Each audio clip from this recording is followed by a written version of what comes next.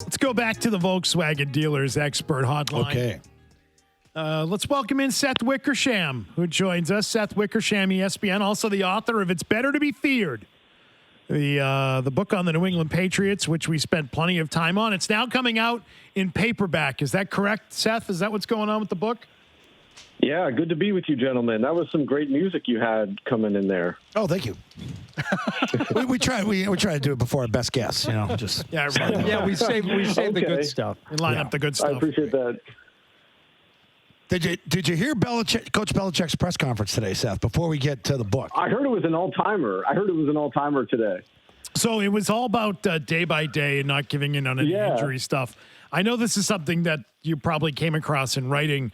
It's better to be feared, but the previous instances of the team and Bill having friction with players over decisions with medical stuff, whether it be Brady or Garoppolo or Rob Gronkowski. With joint statements, Yeah, what do you know about previous sort of instances of that? Not a lot. That isn't something that I got a whole lot into.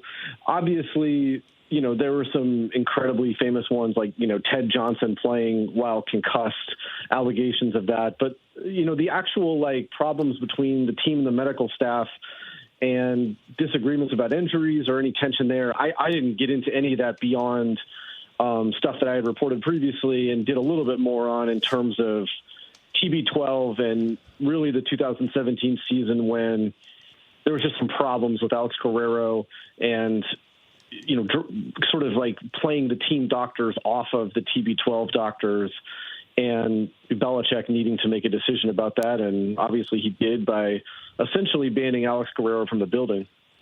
I wonder, I kind of jokingly threw this out Monday after the injury, okay, so he gets his normal treatment during the day. It doesn't hurt some of those guys. I know a lot of guys, use TB12 up there because it does make them feel better. It's better than sitting home eating a bag of chips watching a movie. I wonder if Mac has been up there in the last 2 days. Yeah, that I don't know. Yeah. It just looked like an awful, painful injury. I think it was interesting that Bill said that he was day by day and that he had improved a lot. But he looked, that was awful to watch, him coming off the field. We're talking with Seth Wickersham. Seth, what's going on with Tom Brady? What is happening with Brady? Looks unhappy. Rumors of off-the-field issues and, of course, an 11-day absence during training camp. What are you hearing about him? Man, for someone who, look, for 2 decades, he lived his life in a public eye, and he was about as undramatic as it gets, except maybe during the 2007 season a little bit, and then obviously Deflategate.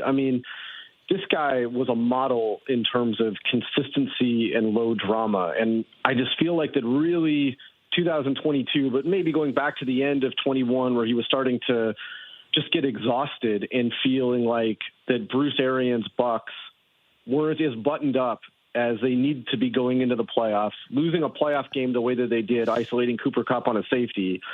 And then, Jeff Darlington and Adam Schefter report that he's going to retire. He denies that. A day later, he retires. A week after that, he's talking about unretiring. A month after that, he decides to unretire and says, after a month, basically says, after a month with my family, I've learned that my place is on the field. And then, obviously, the transition to this season has just been weird. I don't know if it matters much that he missed 11 days of training camp. Scott can speak to that a little bit better. But you're right, he just doesn't look happy. And now we're at a point where none of us like to talk about it, but his marriage is being reported on in, CNN, People, the New York Post, almost on a daily basis with sources close to Tom and sources close to Giselle, almost like leaking against each other. This does not look like a great situation for him this year.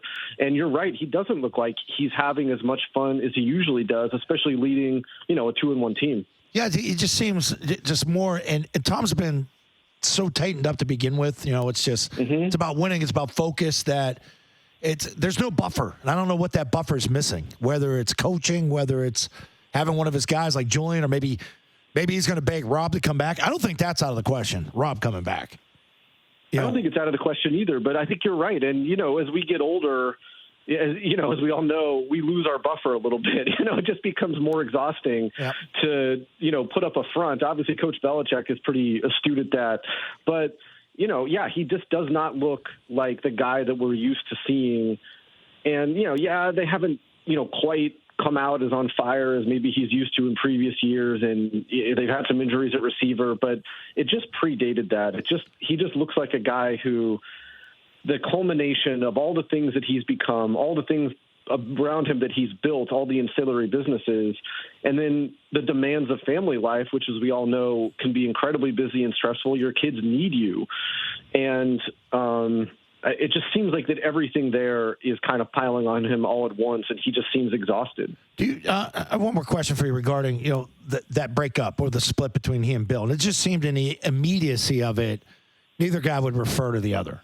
And I think some time has passed since that game against the Bucs last year here at Gillette, where I've actually done some TV stuff with Bill, and he refers to him. Yeah, hey, there's Tom making a good read here. I think Bill's good with it now, and I think. Do you think Tom's good with everything?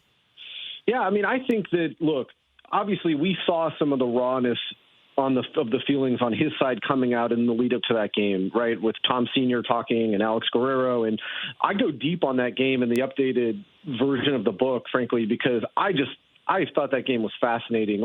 I don't know if any time in modern NFL history we've seen such astute football minds going against each other. And that was a terrific game with those guys battling and drawing on every bit of their resourcefulness, and it came down to the wire. And then they have that meeting after the game. And from what I understood, it was a very complimentary 20 minutes.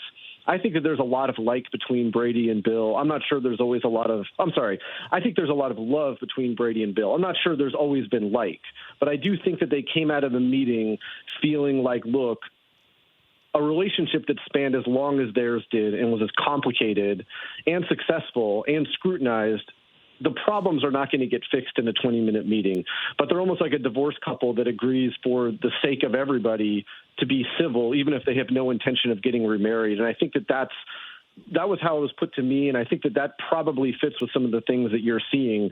I think that the affection there on Belichick's side has always been, I think since Brady left, obviously, I think that Bill has always held him in high regard. The day that he left, he called him the greatest quarterback ever. But I do think that there was some rawness on the Brady side that just the past couple years in New England just weren't as rewarding as they should have been. And obviously they opened the door for him to leave, and he walked right out. Seth Wickersham, author of It's Better to Be Feared. The book came out almost a year ago, October 12th of last year. That game between the Bucs and Patriots was October 3rd. That's a year ago this weekend already. And on the cover, we've talked about Bill Belichick. We've talked about Tom Brady. And then the third guy on the cover is Robert Kraft. So how does Robert Kraft's relationship at this point in time look with guys like Bill or Brady, really?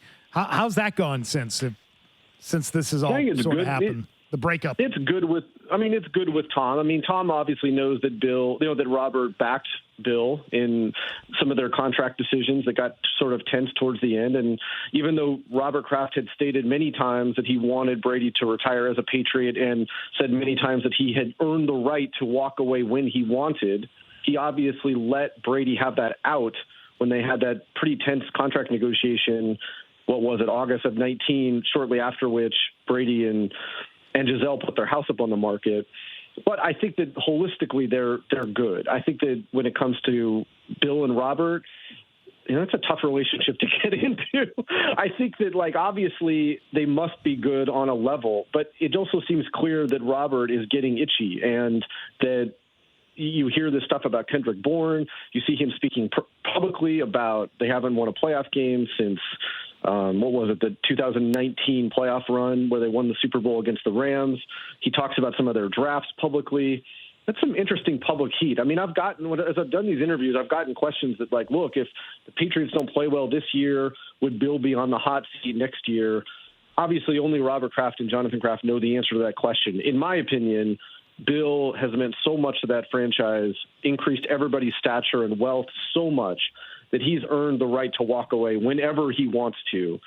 And like I said, I don't know if he's ever going to be on the hot seat or not, but it does seem like that Robert Kraft is getting a little antsy and eager to have the Patriots return to, those seasons where 12, 13, 14 wins seemed like an average year. All right, so the paperback is out almost a year later. Have you taken any heat from anybody in the book at any point? No, it's been great. I mean, the fun thing about doing this was just that, I had gotten to know Tom back when we were both 24, 25 years old. I'd been to his house. I'd been to his Super Bowl parties. I had written about him a lot. Especially like in the 2009, 10, 11 part of the dynasty, I was working on a lot of stories with ESPN that Belichick was eager to cooperate in, and I had a lot of great conversations with him, often late at night. And when I did the book, when I put it together, obviously I'd done some investigative pieces that a lot of the principals didn't enjoy. But when I put it together, I felt like I knew who I could talk to around the league, with the team, outside the team, to learn more. And I felt good about it. And, I've gotten some terrific behind-the-scenes feedback. There was one guy who was high up in the Patriots who reached out to me and said that I nailed it. I was really shocked because he wasn't someone who participated in the book, but it was really gratifying to hear. Do you think they'll be feared again? That's a great question. I think that when Brady was with New England, this is the thing that we miss. It's like an emotion. There was a certainty that there was like an inevitability that whenever Brady and Belichick were on the sideline together, they would figure out a way to win. And whether you loved them or hated them, whatever it was beautiful to watch, because I don't think ever in NFL history we had seen two forces like that, where Brady would make just enough throws to pull it out and Belichick would pull out this great third down or fourth down stop, and that would be just enough. And when Brady left, he took a lot of that magic with him to Tampa, and I don't think this is a shock to anybody, but it's really hard to find that again. And while Mac Jones has definitely proven himself to be a competent quarterback, I don't know if competence cuts it in the AFC right now, where you have, it's almost overpopulated with great young quarterbacks. They need him to continue getting better. And I think he played one of his better games actually last week, despite the turnovers and the injury. But, they need him to continue improving. I, for one, think that Belichick's ability as a developer of quarterbacks, he has more than proven himself able to do that. But with this kind of funky setup they've got on offense this year, what they need is for Mac to continue to get better so that when they get back to the playoffs, he has that ability to strike fear into the defense, and, they can go up against some of these really heavy hitters in the AFC and beat them. All right, Seth, appreciate your time as always. It's Better to Be Feared is now in paperback. You can get that anywhere, and it has the new chapters and the epilogue at the end, which covers Brady coming back to face the Patriots, Brady's off-season retirement. All of it is in there. And so, Seth, I've told people we didn't even have a chance to get to Zolak. In my research, I ran across this great page in Parcells' book about how he talks about Zolak was his ideal quarterback and how much he loved him. We didn't even have a chance to get into that. Well, yeah, we have plenty of time here. What do you got? What do you have on that? I think I got to look it up. But it was just, he was so complimentary of you. Jim Rat. It was such a cool thing. Jim Rat. You used to eat lunch. Jim Rat. I never left the building, man. Loved it. Loved being around the guy. Hey, Seth, as I've told Patriots fans, listen, read it. You won't be as angry at Seth Wickersham as you think you'd be. I appreciate it, guys. Have a good day. See you, Seth. All right, Seth, thanks.